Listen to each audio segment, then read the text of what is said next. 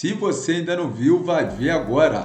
Léo Jardim segura o Vasco na classificação, mas quem roubou a cena foi ele, o angolano Lloyd Augusto. Meu amigo, o nome do momento é Lloyd. E olha, o clima esquentou quando ele foi chamado em campo. Primeiro ignorou Fernando Diniz, depois de não ouvir o treinador, e ainda teve que ser praticamente arrastado para a conversa. Quando entrou, meteu um chute de fora da área, e aí começou um show de vaz da torcida vascaína. A galera não perdoou, começou a xingar e o estádio virou um caldeirão. Mas o que chamou a atenção mesmo foi o gesto que ele fez para o treinador Fernando Diniz. Polêmico demais. Fingiu que não estava ouvindo, botou a mão no ouvido, provocando geral. Isso vai render muita resenha. E o Diniz, será que engoliu essa provocação? Se liga que a gente vai te mostrar tudo que rolou no jogo, com detalhes exclusivos e o que o técnico falou na coletiva sobre essa treta. E aí, será que Lloyd Augusto pode sair do Vasco? Comenta aí sua opinião, já deixa o dedo no like para fortalecer nosso trabalho. Inscreva-se agora para não perder nenhuma treta do mundo da bola. E bora pra treta de hoje, galera. Diniz, tá vermelhaço, Diniz. Tá chamando o Lloyd, né? É isso? Chamou e o Lloyd falou, peraí. Aí fez assim com os braços e ficou lá. Ainda tem 2 substituições, tira o Lloyd. O Lloyd fez a maior força pra jogar no Vasco, né? Fez live falando do Vasco. Tava jogando na Turquia. Ajeitou, bateu de fora! Elias! Sensacional! Cadê? O que a torcida vai falar? Eu quero ouvir! Olha o Lloyd falando com a torcida.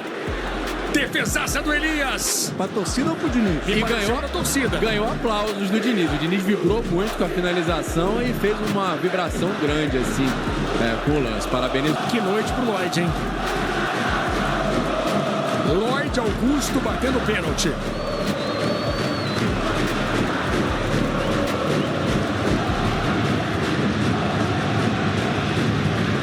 Lá vem ele. É pênalti pro Vasco com o Lloyd Augusto. Gol! É do Vasco, é de Lloyd. Verrete comemora. Fala com o companheiro. Uma noite tensa. Uma noite que o Lloyd não vai esquecer, não. Olá, Diniz. Joel Silva, do canal Colina em Foco. Parabéns pela classificação. Obrigado. Durante a transmissão, eu estava a todo momento falando... Se fosse para citar uma palavra para colocar o jogo em evidência, eu achava o jogo perigoso. A todo momento me sentia isso, que o Operário estava sempre muito perigoso no jogo, apesar de não ter finalizado tanto no segundo tempo. Eu queria que você explicasse por que o Vasco não conseguiu controlar o jogo, a sua análise da partida, mas principalmente por que o Vasco não conseguiu tirar a bola do Operário, ou controlar mais o jogo e até mesmo matar o jogo. Qual é a sua análise quanto a isso? O que faltou para o Vasco ter uma classificação em tese mais tranquila? Porque tem muito torcedor que passou mal do coração por aí. Mas de qualquer jeito a torcida fez o papel dela e teve total mérito nessa classificação do Vasco. Inclusive, já aproveitar para convocar a torcida para sábado. Nossa leal torcida, a gente vai precisar de vocês lá no sábado para nos apoiar. Eu acho que a história do jogo hoje começou no sábado. Eu acho que no sábado aqui teve uma descarga muito grande de energia física e psíquica também, que a gente não teve tempo hábil para recuperar. Foi um jogo do sábado meio fora dos padrões habituais que o Vasco vinha jogando, então estava todo mundo muito feliz e descarregou muita coisa, tanto a torcida como o time. Foi um jogo que deu muito orgulho para a torcida, para a gente também, que no fundo a gente ganhou de 3, podia ter ganho demais. E com 2 dias a gente tendo que fazer ajustes, eu acho que esse foi o principal fator, tanto fisicamente como psiquicamente. A gente não foi o mesmo time nem da minha estreia, a gente estava abaixo nos 2 sentidos. E a gente enfrentava um time perigoso, que é um time que tem um bom investimento para a Série B, com jogadores que já jogaram em grandes clubes, um time organizado que vinha com confiança de 3 vitórias, campeão paranaense, e acho que os 3 últimos confrontos do Paranaense eles ganharam nos pênaltis, por incrível que pareça, pela informação que me chegou. Então era um jogo difícil. Então a gente tinha um adversário difícil, perigoso, e a gente estava para o jogo de hoje um pouco abaixo da nossa melhor condição. Eu acho que a gente jogou menos do que a gente jogou até no jogo contra o Lanús em termos de postura. E não é que a gente jogou mal, não. A gente não jogou mal. A gente teve um momento que oscilou muito mais nesse jogo que nos 2 primeiros, principalmente no jogo de sábado. Então, dessa oscilação, o Operário, e eu concordo com a sua análise, ele parecia que a qualquer momento podia acontecer uma coisa, ele fazer um gol. E a gente teve pelo menos umas 3 ou 4 chances para matar o jogo e não matou, né? E aí deixou o adversário vivo e eles acabaram tendo a felicidade de fazer o gol no final do jogo numa bola extremamente improvável. Um cruzamento muito alto, uma cabeçada que entrou bem devagar no canto. Mas o importante, de fato, era classificar, e eu acho que a classificação do jeito que foi, a gente não escreveria esse roteiro, mas eu acho que também para o time acaba sendo uma coisa muito forte, sempre disputa de pênalti do jeito que foi, acaba treinando algumas emoções na gente, no aspecto anímico, que sem a disputa a gente não treinaria. Boa noite, professor, tudo bem? Adília Velar, do canal Aqui Se Fala de Vasco. Hoje a gente sentiu o time do Vasco um pouco no meio campo desconectado, não conseguindo encaixar tantos toques, tanto o Nuno como o Coutinho não conseguindo se achar tanto. O que houve, né? Como o senhor mesmo disse, essa descarga emocional da última partida, e qual foi a maior dificuldade que o senhor encontrou contra, né, o time do Operário, que é muito bem organizado e jogou essa noite aqui em São Januário? Obrigado. Essa análise que eu fiz para ele, de fato, o que eu penso do jogo, eu já tinha um pouco esse receio para o jogo de hoje. O treino já não foi igual, e não foi igual por conta, é difícil você botar, e faltava energia já no treino, é uma coisa que a gente vai aprendendo com o tempo, a deixar o time mais maduro e se recuperar mais rápido de grandes vitórias, como foi a de sábado. Eu fiz assim o que eu pude fazer, tentei o máximo, os jogadores também se dedicaram, e a gente vai evoluir. E o jogo de hoje foi um jogo importante para a nossa caminhada, muito importante. O time não jogou o seu melhor, mas foi um jogo muito importante, porque era difícil jogar o seu melhor hoje. Valeu. Diniz, Thiago Toche, Vasco Velocidade, parabéns pela classificação. Obrigado. Apenas 3 jogos você no comando do Vasco.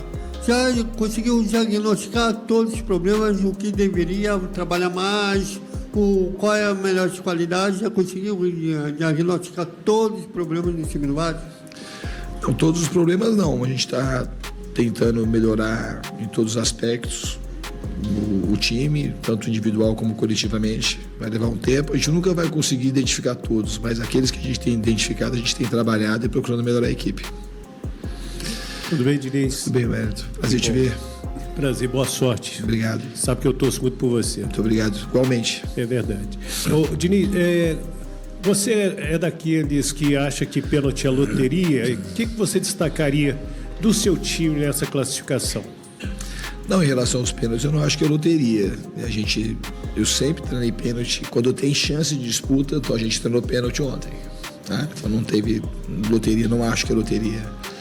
Acho que tem o preparo dos jogadores e isso aumenta a tua chance de ganhar, não é a segurança. Então acho que no preparo emocional o time, de maneira geral, foi bem nas cobranças. O Léo Jardim foi estupendo e acabou nos dando a classificação. Diniz, boa noite. Danilo do Expresso 1923, parabéns pela classificação. Obrigado. No segundo tempo, você acha que faltou um pouquinho de controle de bola, segurar um pouco a bola no momento dos minutos finais, ali para os 10 minutos finais? Porque por velocidade, acho que o time conseguiu desenvolver, tanto com o Ryan, e em alguns momentos com o Lloyd no segundo tempo, quando ele entrou. Mas ali, quando a gente sofre uma pressão do Operário, justamente com as bolas aéreas, conseguiu uma faltinha, um lateral, esfriar um pouco a partida, ou passa muito por essa questão psicológica também? Obrigado. Não, o que você está falando depois que o jogo terminou, assim, e pode acontecer, a gente também pensa nisso depois que acontece, sabe? É normal fazer essa análise que você fez, a gente está discutindo, podia ter crescido a área, a gente pensou em colocar o Maurício Lemos, porque assim, a gente ia acabar baixando um pouco o bloco no finalzinho e acabar tendo cruzamento, mas a gente achou também que não precisava mexer, a gente escolheu deixar do jeito que estava. Mas eu não acho que a gente fez uma partida ruim. Eu acho que o jogo do segundo tempo foi um jogo que aconteceu um pouco diferente do primeiro, e a gente teve mais perto de fazer os gols até no segundo tempo que no primeiro. Só que a gente teve pelo menos umas 4 chances claras de atravessar a bola pro outro fazer o gol, que acho que isso a gente pecou um pouco. E aí quando você não faz o gol, o jogo fica perigoso, o jogo fica tenso, e é um time que tem boa qualidade. São jogadores acostumados a jogar a Série A, tanto o Alano quanto o Busquilha, o Marcos Paulo, são jogadores que têm boa qualidade técnica e jogando aqui contra o Vasco praticamente de franco atirador. Boa noite, Diniz. Sérgio Kim, de canal Atenção Vascaínos. Parabéns pela classificação, obrigado. Apesar do sufoco. Obrigado, né? Sérgio. A respeito do gol do Operário, você já havia diagnosticado que os jogadores sentem muito quando o Vasco toma um gol, ainda mais na circunstância que foi no último minuto, no finalzinho. Durante a preparação para os pênaltis, os jogadores na roda, você estava lá no meio muito efusivo, falando com os jogadores. Qual era o teor daquela conversa? Motivação mesmo? Questão psicológica pelo gol que tomou? Você teve algum receio dos jogadores sentirem um gol e isso afetar a cobrança, a parte técnica do pênalti? E também sobre as cobranças, se puder, em relação, você falou que treinou sobre a semana, obviamente, por ter a possibilidade da disputa, mas que você explicasse a escolha dos jogadores, a ordem dos jogadores. João Vitor bater antes de alguns outros jogadores. Essa questão foi por questão de confiança, pelo que você observou em um treinamento só? Teve alguma orientação de quem já estava aqui? Obrigado. Não, muito obrigado pela sua pergunta. Até eu acho que na questão anímica, a maneira como eles responderam a disputa de pênalti foi muito boa, diferente do que aconteceu lá, por exemplo, na Argentina, quando a gente tomou o gol do Lanús.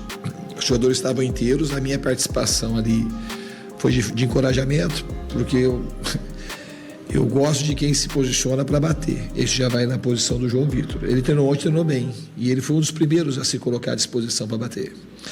E essa coragem é muito importante. E se a gente não tivesse passado, a gente não ia crucificar ninguém aqui. Eu gosto muito mais do jogador que se apresenta para bater e erra eventualmente do que se esconde.